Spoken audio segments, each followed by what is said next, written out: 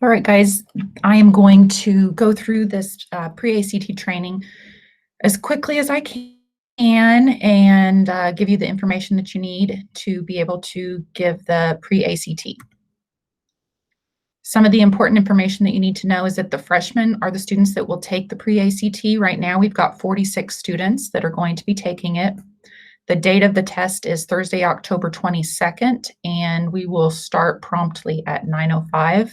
Here is a list of the room assignments. I won't read through those, but I will give you a roster on the day of the test, so you will know who is actually in your class. The roster will also contain the room number.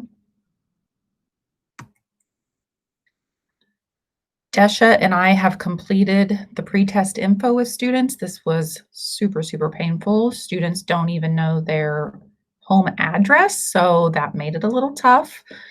And so that's all done. There's a part in the administration manual that tells you that you can complete all that, but we've already gotten all that done. This is where they fill in the answer form with their name and what grade they're in and all their contact information.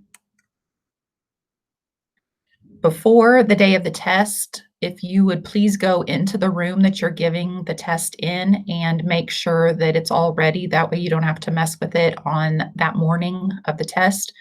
All the desks need to face forward in rows.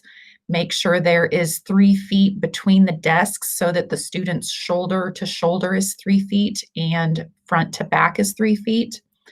If there's anything in the room that might give an unfair advantage to the test, please make sure that that is covered or removed. Make sure that there is a wall clock in the room. Most rooms have it. The library conference room I know does not, so we'll have to find arrangements for that. You also need to have a secondary timing device that is not your phone. I've got a couple timers, but if you know of anybody that has a timer, you might grab that for the day of the test and make sure that you have a phone.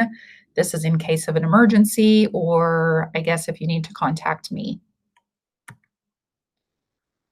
The test materials, I will give you a test administration manual before the test day. I've got 3, I believe. If I need to make more copies, I will. I may have to have you share if I don't have enough. I'll check on that. I will give you on test day a class roster of everyone who's going to be in your room. I will give you some calculators and some pencils. I will, though, communicate with kids that they need to make sure to bring some the day of the test. So hopefully we won't need to pass out many of these. Make sure to never leave the test materials unattended.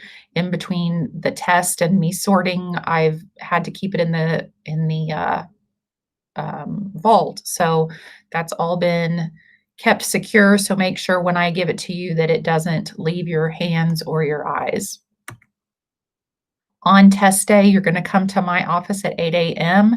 I'll let you know of any other information that you need to know that day, and you will pick up your materials. I'll have them in a packet with a sign for your door that says that there's testing happening. Make sure that you start and write your start and stop times on the board. That tells you that in the administration manual, but just make sure that you do that. For breaks, students will be allowed to leave the room for breaks. Make sure that they know they need to be quiet because other people are still testing. And we've kind of reserved the whole end down there, and they'll be able to walk around and come to the restroom. They need to make sure they use the restroom before the test begins. They're not allowed to leave during the test when the books are passed out. Make sure that you check calculators to make sure they're on the approved list before a student has before they use their calculator. The calculators need to be under their seat until they're ready for the math portion of the test. And students have to power down all electronic devices, even if it's a watch. In the administration manual, this is always something that is not fun, but it does say that staff must remain attentive to their testing responsibilities throughout the administration, and that they are not allowed to use any electronic devices, or they're not allowed to read or grade papers. So that is not fun, but it is in the manual, so that's something we have to go by. When you're distributing the test materials, um, I will give them to you counted, and you will count them, and then you will take them back to your classroom to pass out.